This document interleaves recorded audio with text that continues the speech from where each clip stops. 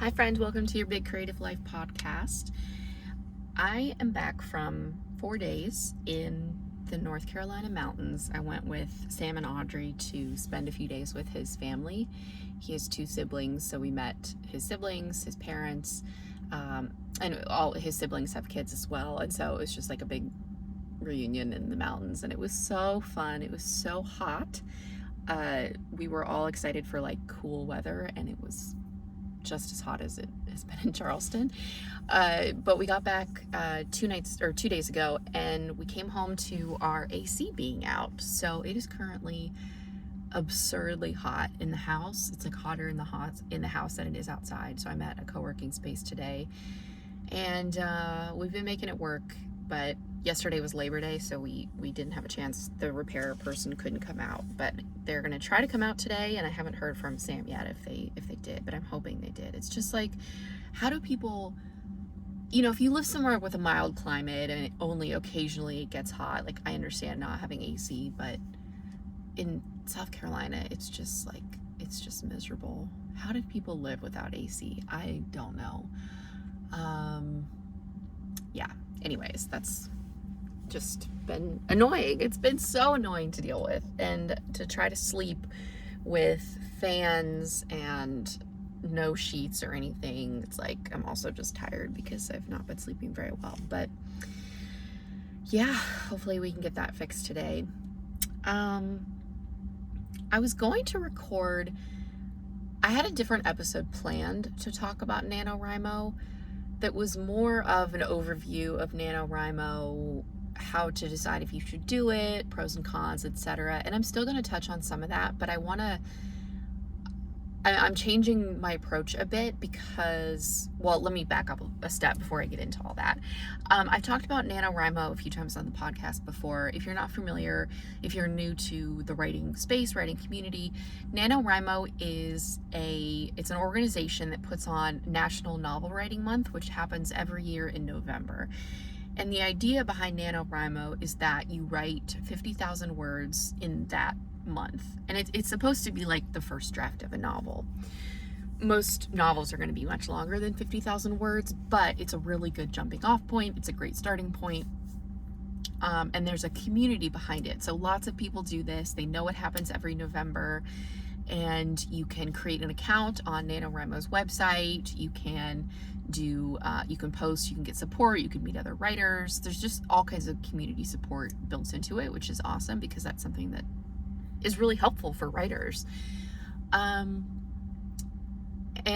it's intense. I mean, 50,000 words in the month of November is a lot of words to write, but because it's a concentrated time period, it's only for a month, I think it's easier to find success than if you were like, I'm just gonna write 2,000 words a day every single day, because like for the rest of time. So what I want to get into, though, is a statement that NaNoWriMo released recently about AI that was extremely concerning to me, and that they're getting a lot of pushback on. So this statement came out a few days ago as of the time that I'm recording this episode. I will include a link to their statement in the description of this episode so you can go check it out. But I want to read from this statement because it's just so alarming to me. Like I read this, first of all, I heard Rebecca Thorne, an author, talk about this on TikTok, and I could not believe that I could not believe what I was hearing about NaNoWriMo coming out about AI, like their stance on it. So that's how I first learned about it, and then was like, oh, I've got to update my episode, like my plans for this episode. So on National Novel Writing Month, on their website, they have some articles, some press releases, some blog posts. I don't know exactly what they're called. And the article is titled, "What is NaNoWriMo's position on artificial intelligence?" NaNoWriMo does not explicitly support any specific approach to writing, nor does it explicitly condemn any approach, including the use of AI. NaNoWriMo's mission is to provide the structure, community, and encouragement to help people use their voices, achieve creative goals, and build new worlds on and off the page. We fulfill our mission by supporting the humans doing the writing. It goes on. They edited their post to add a paragraph after they got a lot of pushback. We believe that, let me see. We want to make it clear, though, that we find the categorical condemnation for AI to be problematic for the reasons stated below. We are troubled by the situational abuse of AI, and the certain situational abuses clearly conflict with our values. We also want to make it clear that AI is a large umbrella technology, and that the size and complexity of that category, which includes both non-generative and generative AI, among other uses, contributes to our belief that it's simply too big to categorically endorse or not endorse. We believe that to categorically condemn AI would to be ignore classist and ableist issues surrounding the use of the technology, and that questions around the use of AI tied to questions around privilege. I'm not going to read the full thing, but essentially they believe that there are classist and ableist issues surrounding the use of AI. Not all writers, as they say, this is in their statement, not all writers have the financial ability to hire humans. Ableism, not all brains have the same abilities, and not all writers function at the same level of education or proficiency. General access issues. I just, okay. Okay. There's a lot to unpack here, and I'm not going to go super deep into this because there are people who have really taken the time to break this down. There's apparently good conversations happening on Twitter about this. I'm not on Twitter, but it's astonishing to me that an organization founded around supporting people writing, encouraging people to use their voice, encouraging people to create and put their creative works out into the world would not come out against technology writing, like technology written works. The whole point, like if you were to use AI to write for you in NaNoWriMo in the month of November, you wouldn't need 30 days. You could ask ChatGPT right now to write 50,000 words for you, I'm sure. It would spit it out. Maybe you read through it once, boom, you're done. That would take you less than a day. So this idea of using AI, it's like it takes the whole point of the challenge completely out of the process. And again, just for like an organization who prides itself on supporting people who create, it's absurd. And what's interesting to me is this argument about classism and about ableism. It's implying that writers who are disabled need AI to create, that they are reliant upon AI to create because they're not capable on their own. It implies that people who are poor need AI to create, to help them write, because they just cannot afford to do so otherwise. Completely ignoring the fact that writing, access to writing, like anyone can write. If you have an idea and a desire to see your work on a written page, you can do it. Publishing is another matter. You know, there are gatekeepers in traditional publishing. We know that there's bias. We know that there's a lack of diverse voices in traditional publishing and publishing at large. But when it comes to creating a book, like writing a book, telling a story, it's an equal playing field. Everyone should have the opportunity to do that, and everyone does have the opportunity to do that. So this whole thing about, let me go back to their statement here. This whole thing about classism, saying that not all writers have the financial ability to hire humans to help at certain phases of their writing. The financial ability to engage a human for feedback and review assumes a level of privilege. So, okay, if we're talking about editors, like if you were talking about hiring an editor to look at your work after it's done, yes, there is privilege inherent in that. I'm an editor. I know that not everyone can afford to work with me, but this implies that there's just a level of financial obligation. Like, well, if you want to write a book, you're going to have to pay money. Not necessarily. No, anyone can write. It's free to do so. It's free to tell a story. If you want to self-publish your book and not put any money behind it, you have the ability to do that. Like, it just boggles my mind that this is their argument. It also ignores the fact of beta reading. So many writers cannot afford to work with editors, and there are free resources out there that are called like beta reading, swapping your work with other writers to help you get feedback on your book, to help you make sure that you don't have huge grammatical errors in your book.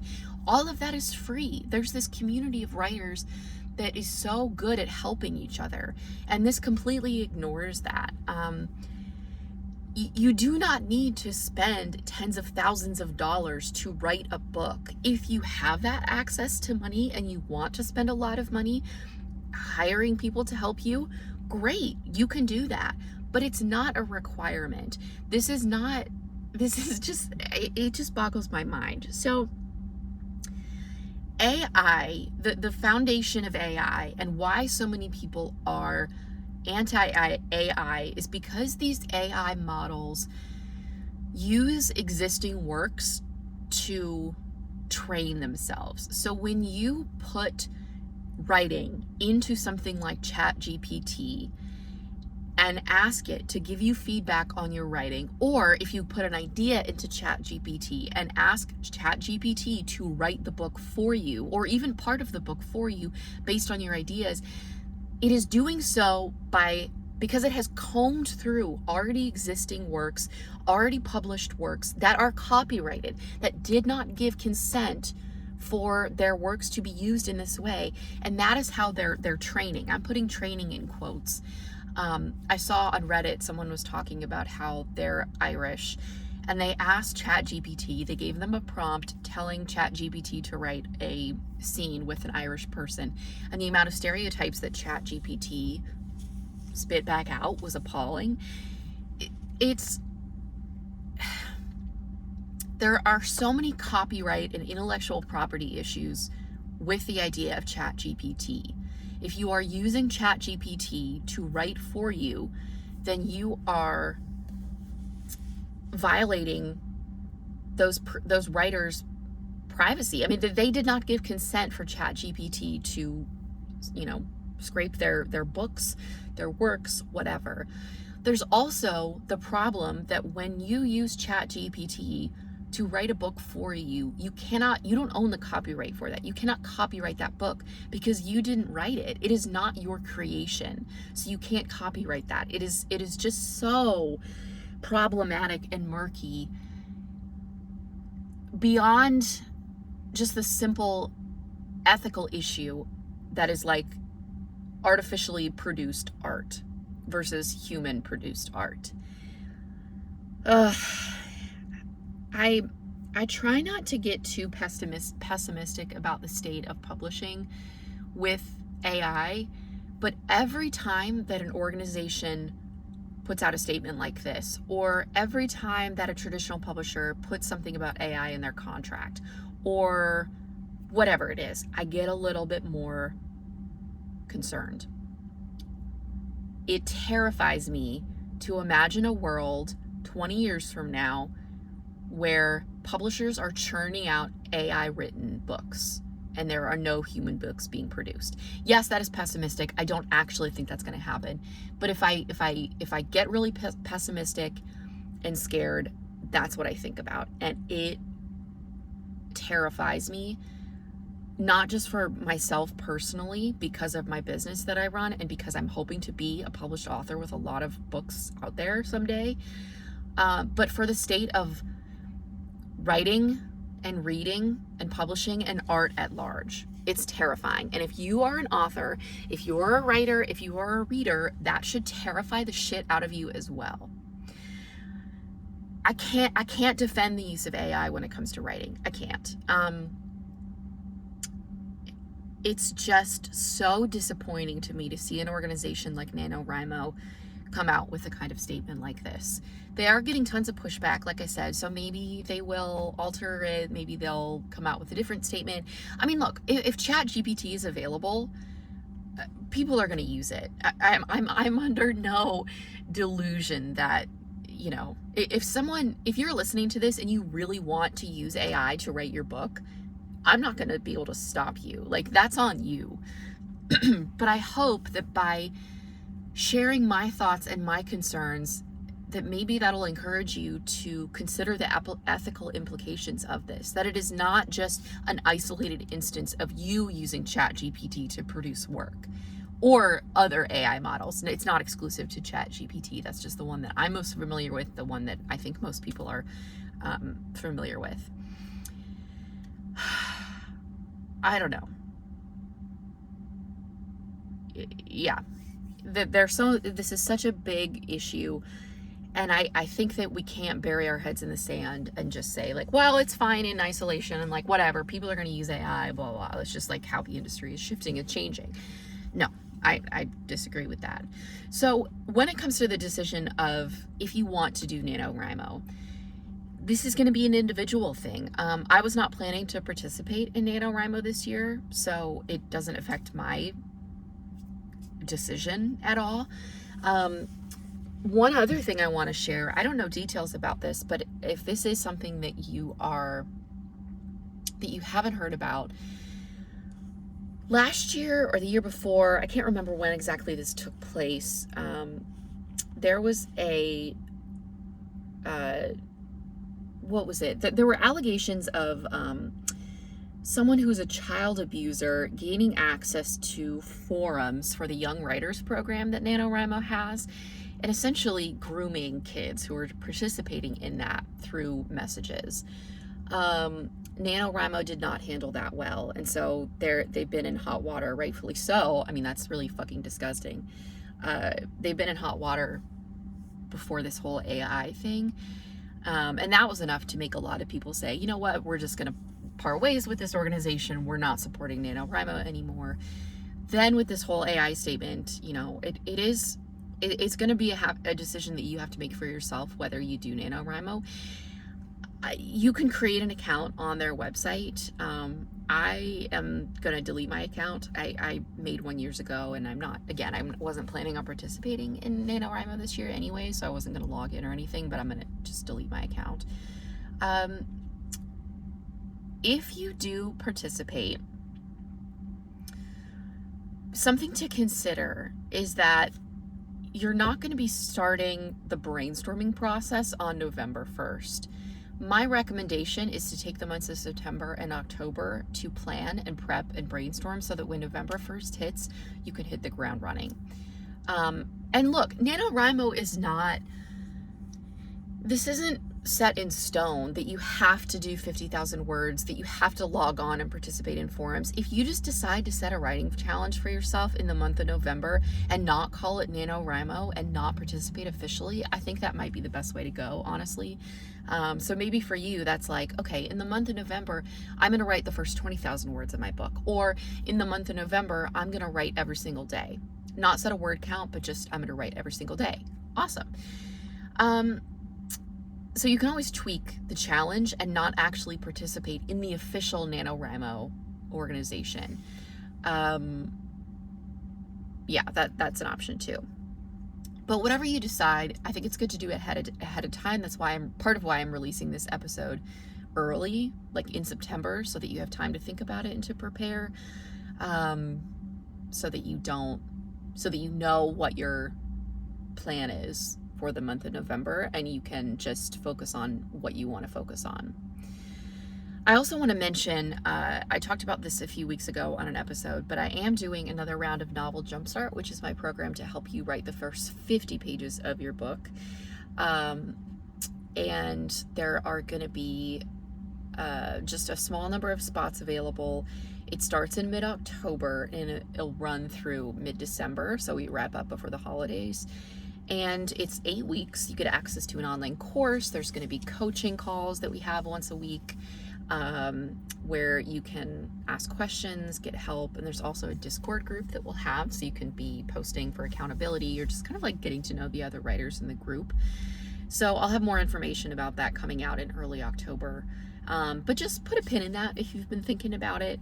And I before I knew about this whole AI business and NaNoWriMo's stance on it, I did that intentionally with the scheduling. Number one, so that we could wrap up before the holidays, but number two, so that if you did want to participate in NaNoWriMo, it would fit nicely with this, because you'll have a couple of weeks to prep in October, maybe even start writing, and then in November, you can hit the ground running, write as much as you can, maybe write 50,000 words, and then wrap up the Novel Jumpstart program in December.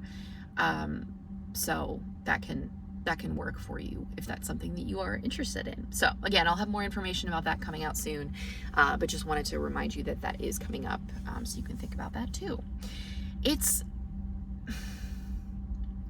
I don't know. I encourage you, if this is an issue that you're interested in, to please go on Twitter.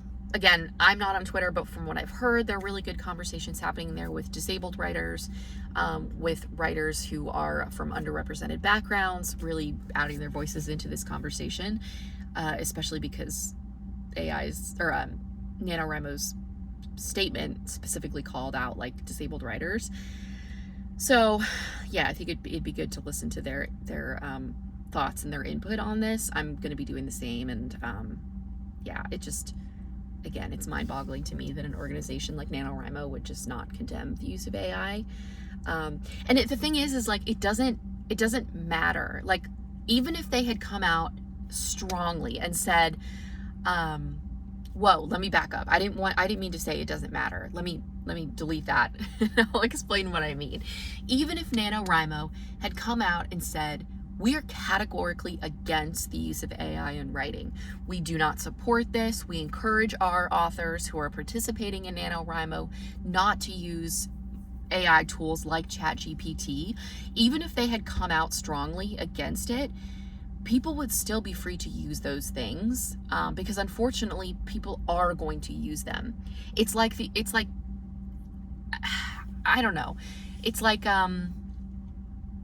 it's there. The technology is there. We can't go back to before it existed, and to deny its existence or try to like make it go away is not the right approach. But I just wish that they had done the right thing. I wish that they had put their voice behind human art and human works of creativity, as opposed to like, we don't know, it's too big to condemn, so just whatever. It's really disappointing. I wish that they would have done the right thing. Because it does matter in the sense that if big organizations are not standing up against AI, it does make me concerned for the future of publishing and writing and any creative work, because it's going to become normalized. That's my fear, is that we're just going to see this flood of AI written books in publishing, and it's just going to become so normal that we won't think about it anymore. And I don't want us as a society to get to that point. So, yeah, so reach out or look at resources on social media, online, about this issue, because it's a big one. Listen to people who are more affected by this, and make an informed decision about if you want to support this kind of organization, if you want to participate, or if you want to like set your own kind of challenge in the month of November. So okay, I'm gonna try not to get too pessimistic about the state of writing and NaNoWriMo, and I hope that you're with me on that we can continue to advocate for human-produced books, human-produced art, because it is an essential part of our society, and I just never want to get to a place where we don't have that. So okay, I'll get off my soapbox. Thank you for listening and taking this all into consideration when it comes to NaNoWriMo, and I will see you next week.